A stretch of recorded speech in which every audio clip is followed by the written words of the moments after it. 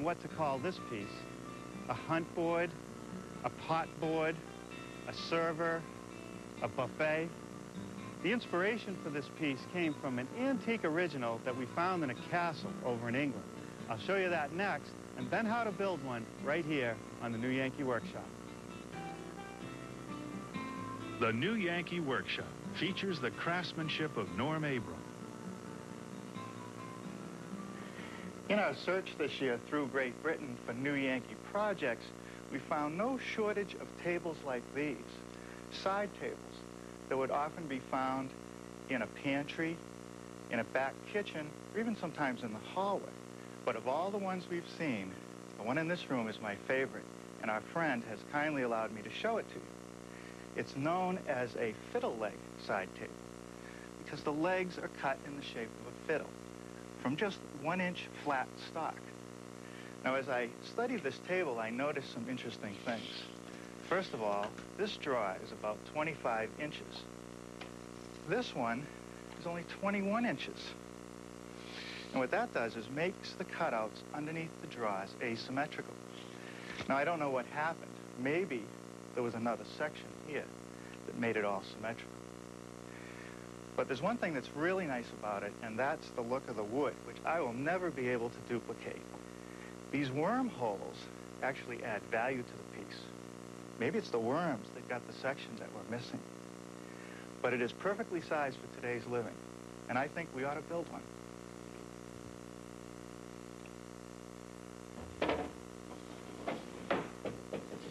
Well, what do you think of our version of the classic sideboard? I built ours from white oak. I couldn't find any wood with wormholes in it. In fact, when I went down to my hardwood outlet and asked if he had any, he looked at me like I was crazy. Now, I made ours with 3 drawers instead of 2, and I kept the decorative cutouts under each drawer section. I copied the fiddle leg exactly from the original. But oh yeah, I added this shelf down at the bottom, a pot shelf, because the original, it seemed, had very flimsy legs. They moved around a lot. By having this shelf, it'll add a lot of stability, and it'll give me more storage area. Now, if you'd like to build one of these for your home, a measured drawing and a materials list is available, and you'll hear more about that before this program ends. Now, before we get started, I also want to take a moment to talk about shop safety. Be sure to read, understand, and follow all the safety rules that come with your power tools. Knowing how to use your power tools properly will greatly reduce the risk of personal injury. And remember this, there is no more important safety rule than to wear these safety glasses. Now, over here on the workbench, I have some pieces of 1-inch thick oak that I'm going to use for the legs. And I've laid out that fiddle leg cut with this poster board pattern. Now, I could use my bandsaw to make the cuts, but since there are some fairly tight curves to cut, I'm going to use my scroll saw.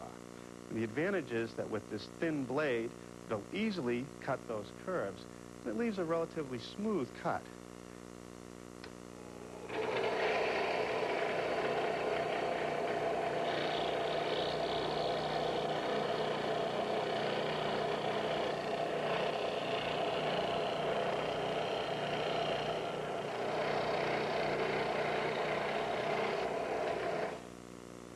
Just a little bit of touch-up sanding here at the drum sander, and then we'll go on to the next step.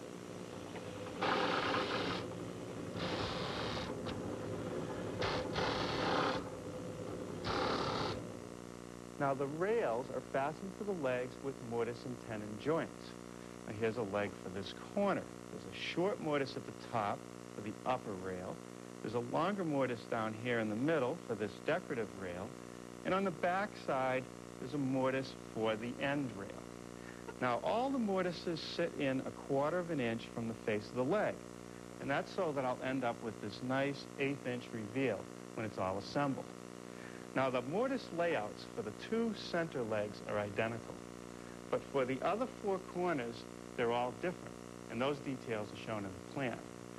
Now I'll show you how to make the mortise over here on the router table, which is set up with a 1/2 inch straight cutting bit with these indicator marks and tape to show me the leading and trailing edges of the bit, because every situation is going to be a little different.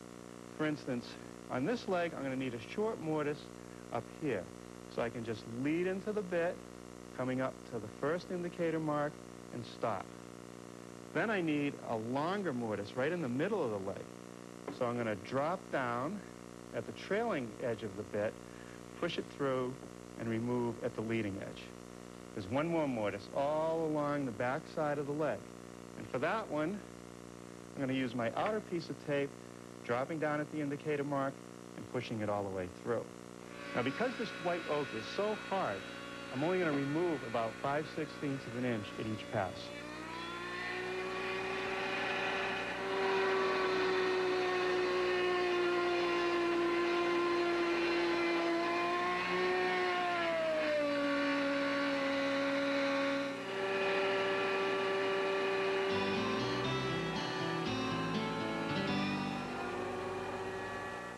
New Orleans. It's capable of the heights of grandeur, but it's also well known for a casual, laid-back quality. Join HGTV for a tour of the Big Easy's most charming and eccentric homes. New Orleans, elegance and decadence. Saturday at 5 on HGTV. Introducing Laura Ashley Paint. A colorful collection of soft tones and rich hues. Colors from your fabrics. Colors from a favorite pattern. Colors to make every room beautiful. Laura Ashley Paint. Colors you love in 100% acrylic quality you can trust. Now available at most Lowe's home improvement warehouses. Experience the Gardens of France, Ile-de-France, in a special HGTV World Garden Tour. From the historic grandeur of Versailles to the floral wonders in the heart of Paris, you'll visit gardens that were inspired by royalty and captured for eternity by Europe's greatest artists. Watch the Gardens of France, Ile-de-France, an HGTV World Garden Tour. Sunday at 5 Eastern on HGTV, Home and Garden Television. The next thing I want to do to the legs is make a dado to receive the pot shelf. Now on these center legs, it can run all the way through. But on the corner legs, I need a stop dado because the shelf doesn't go out to the edge.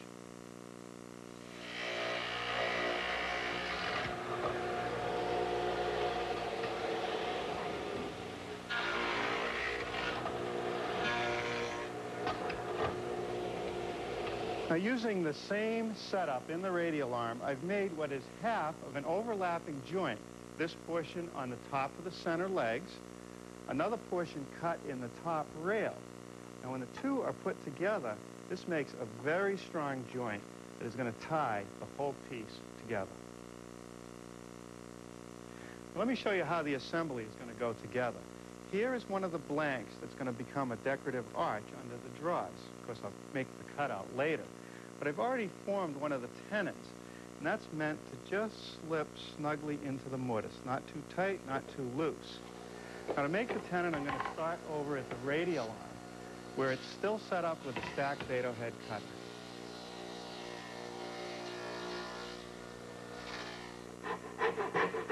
Now, here I'm using my dovetailing saw to notch the bottom of the tenon.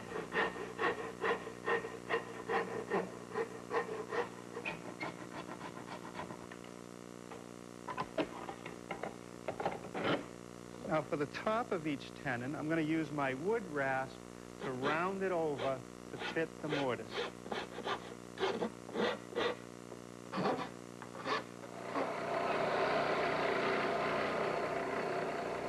Well, now it's back to the scroll saw to make the decorative cuts on the rails.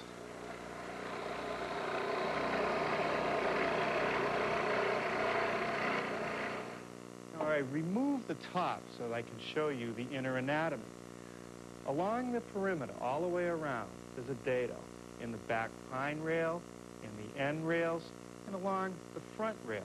That dado receives this piece of pine, which holds the unit together, prevents the drawer from tipping out and falling to the floor as it's opened, and also gives me a place to secure the top. It will also receive these corner brackets, which hold the unit square, and are also used to fasten the top. To make that dado, I've removed the dado head cutter from the radial arm and installed it in the table saw. It's set up for 3/4 of an inch width and 1/8 of an inch depth.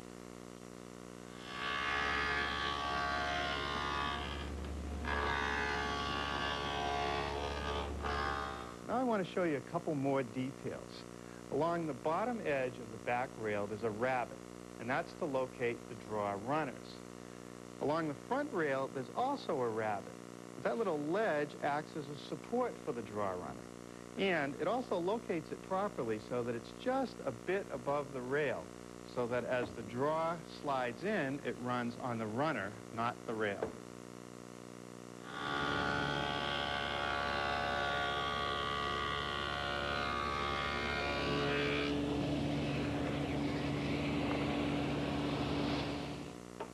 Now here's a glued up blank for our pot shelf. It's made up of 4 pieces of 1x6 white oak, glued and sanded nice and smooth. Now I always make the blanks a little bit wider and longer than what the final piece will be. So now's the time to true it up, first for width, by ripping a little bit off each edge. Now I'll adjust the rip fence to the final width, which in this case is 20 3/4.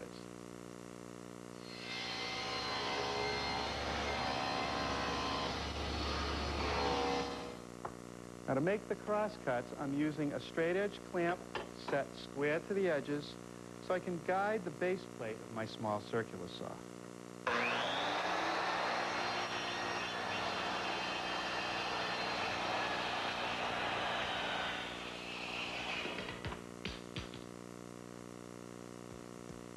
Now with one end square, I can measure off the overall length of the pot shelf, which is 68 1/2.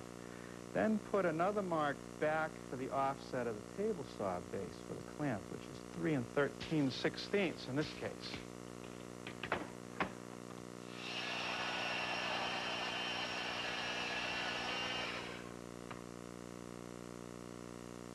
Look again at the prototype and note that the pot shelf is notched around all the legs. And this side cut right here has to be pretty good because you want it nice and snug. Now to make that cut, I'm going to use my dovetailing saw and go around to each leg location.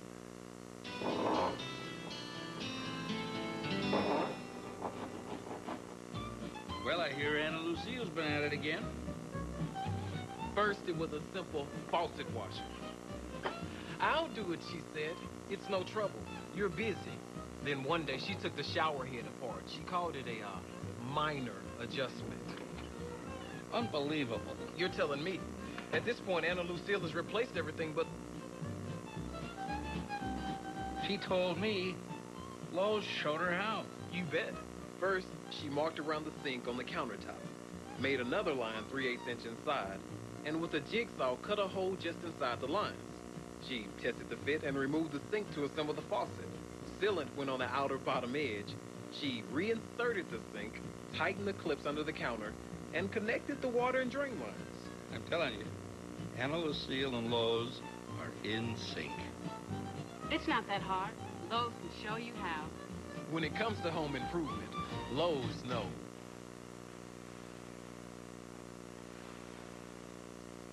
Is IAMS good for life? Well, research suggests cats can lower your blood pressure and help their owners live longer, healthier lives. In return, help your cat live a long, healthy life. The wholesome ingredients in IAMS are more digestible, so more nutrition stays in your cat, and cats love the taste. IAMS Cat Foods, good for life, from the IAMS Company. And while supplies last, get this new IAMS cat canister when you buy IAMS cat food. Hi, everybody. I'm Dan Deardorff. Where would you go for a home equity loan? Let's ask. Well, banks have the best rates. But banks only lend money when you don't need it. Advanta National Bank is different. They lend money to people when they need it. Right. With my credit? They made their first loans 45 years ago to teachers who had trouble borrowing.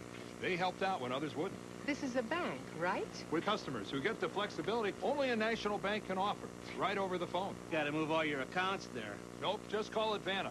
One of their loan specialists will show you how to use the equity in your home to pay off all of your bills. Get one low monthly payment and save hundreds of dollars a month, plus a tax deduction. You'll wait for some board to approve. You'll get fast approval over the phone. And your money in about 10 days. You don't need to have money in the bank to get money from a bank. To get the loan you want, call Advanta at 1-800-453-0354. You'll see they're different.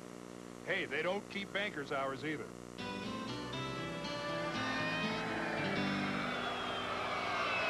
I want to make a little bullnose profile on all the edges of the pot shelf. So to do that, I'm using a 1/2-inch quarter-round bit. But I'm only using the bottom portion of it and this guide fence.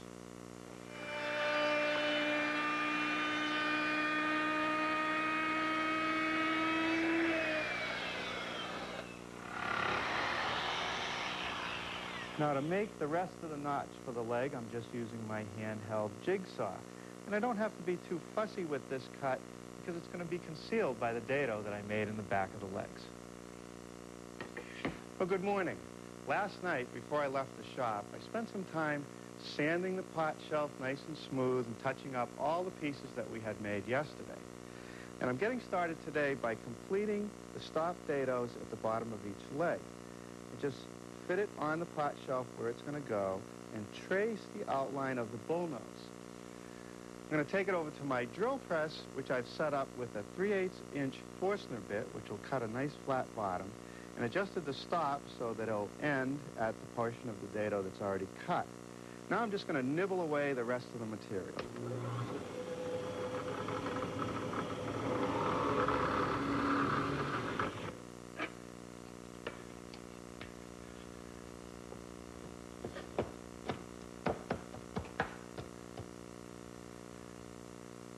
Now the assembly. But before we get started, I want to show you something. This situation here is a classic cross-grain situation. The grain of the leg runs up and down. The grain of the rail runs across. And I noticed that on the antique original, because they had pinned the tenon both bottom and top, that it actually split in several cases. You need to allow for some movement of the wood. So I'm only going to glue the top portion of the tenon. And I even made the mortise a little bit bigger so that this has the freedom to move. And after all, the only portion of this decorative rail that really adds strength is across the top, where we have wood running from side to side.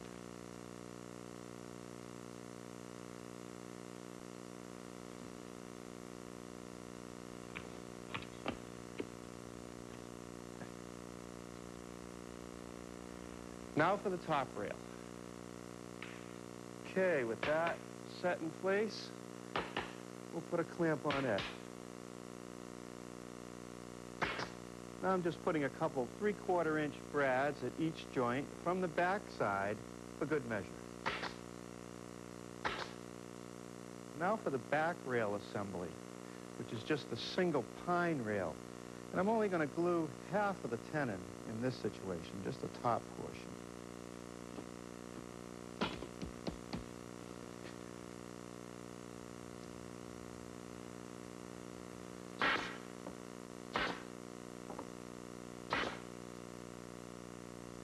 Now with the front assembly back up on the workbench, I'm just going to slip the pot board into those dados.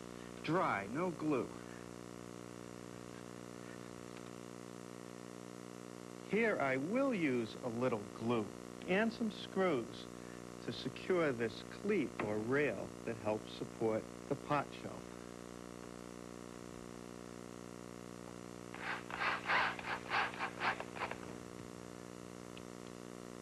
All right, now for the end rails, the assembly is pretty much the same, and I'm gluing about half the length of each of the tenons.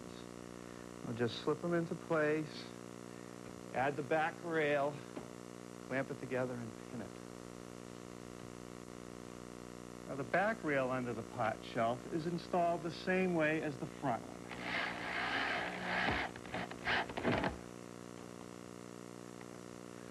And these little short rails support the ends of the pot shelf. Now, I can't stress enough that we have to allow this pot board to move freely. Now, the notches that I made in the pot board don't go all the way to the bottom of the dados. There's actually a little space in there so it can move in and out. And I only want to use one screw in the middle so that that movement is not restricted. and with a little plug, you'll never know that the screw is even there. Corner blocks get set in place with some glue, just slipped into the dados, and secured with a couple 1-inch brads in each rail. Now, the drawer supports are made up of two pieces, a 3/4 inch piece and a thinner piece, assembled with glue and brads. Now, the drawer supports are installed using a little more glue and some brads.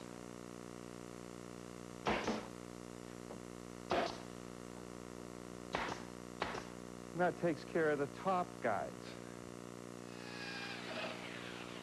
Now, these holes will be used to secure the top later. First, I drill a 3/8 inch hole and then finish through with a 3/16 hole. The sloppiness of the large hole will allow the top to expand and contract freely.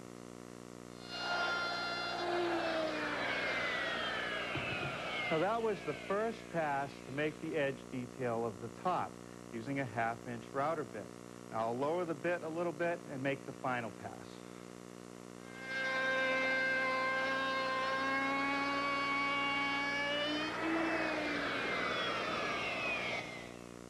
Now I'm going to replace that 1/2 inch bit with a 1/4 inch radius quarter round and do the bottom edge of the top.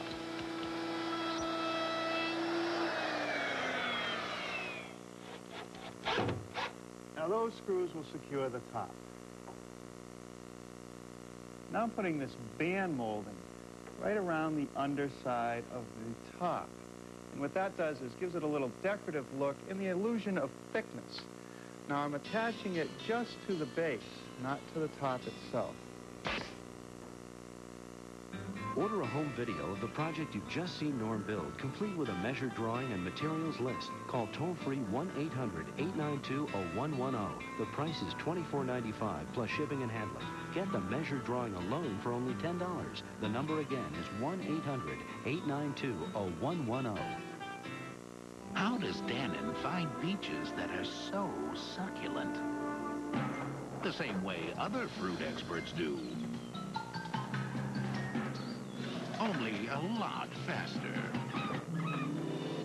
Which is why the fruit on the bottom of every wholesome, creamy, nutritious Dannon yogurt is bursting with so much flavor. It's everything any fruit lover could hope for. Dannon, made with fruit picked at the peak of delicious. Every day, more people are choosing Lowe's Home Improvement Warehouse. And here's why. The only thing small about Lowe's are our prices. Aisles big, prices small. Find a lower competitor's price and we'll match it. Plus, take off an additional 10%. We shop the competition, so while their prices are up here, Lowe's prices are down here. After all, add a T to Lowe's and what do you get? I rest my case. When it comes to home improvement, Lowe's knows. Listen to this. You can save up to 50% or more on real estate through bank foreclosures. Introducing the Foreclosure Magazine, the most timely, accurate, and complete source for bank foreclosure information available anywhere. Hear for yourself the results. We got this handyman special worth $65,000 for only $12,000. We saved over $50,000. I never thought we could afford property like this. Our subscription to Foreclosure Magazine helped us to save more than $250,000. My neighbors paid over $50,000 for their condos. With Foreclosure Magazine, I found a bank foreclosure for less than $20,000 and saved over $30,000. Call now and learn how to get this free video with all the steps to buying foreclosures. Learn how the pros buy foreclosed property. Thanks, Foreclosure Magazine. Thank you, Foreclosure Magazine. To order your 3-month subscription and free video, please call the number on your screen and have your credit card ready now. Let's take a look at one of our prototype drawers. It's made up of a plywood box and an applied front made out of the oak. And that consists of a raised panel that's trimmed in a tiny molding. I'm going to start by making the raised panel section. So I've set up my shaper with a panel raising bit or cutter, and I've mounted a blank in my miter gauge. I'll mill the ends first, then the length.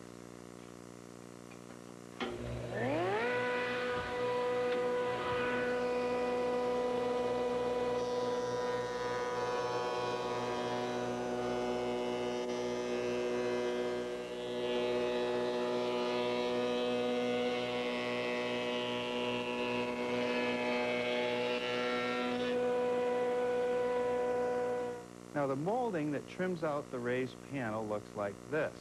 And I'm going to start out by making the large radius. And to do that, I've set up my router table with a 1/2-inch rounding over bit, and I'm going to run this piece of blank stock through.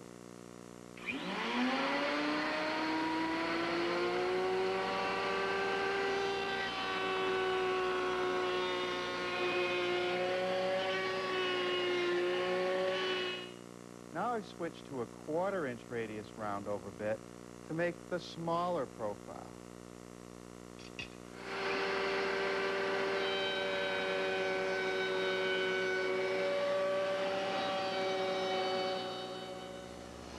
Now I'll just make one pass of the table saw to make the little rabbit. Now my molding pieces get mitered at the corners and installed with some glue and brads. Each draw consists of 6 components. The box is made from cabinet-grade plywood, which means it has no voids or knots. The bottom is a 1/4-inch, and all the sides are 1/2-inch thick. And after it's assembled, the oak face front gets attached. Now, I want to start by making some dados along the back of the side pieces to receive the back of the drawer.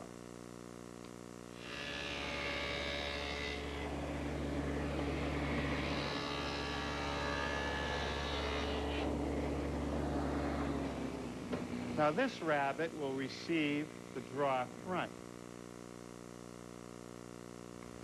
Now I've removed some of the chipper cutters to get my dado head down to a 1/4-inch width, so I can cut the grooves for the plywood bottom in the side pieces and in the front piece. Some glue and brads is all it takes to assemble the box.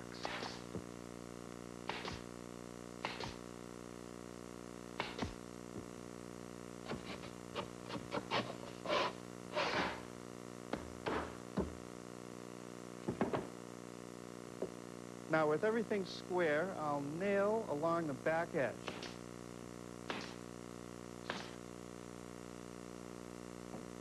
Now, to make sure that each drawer front is perfectly centered in the opening, I'm going to adjust it by eye until it's even all the way around and tack it in place with a couple brads.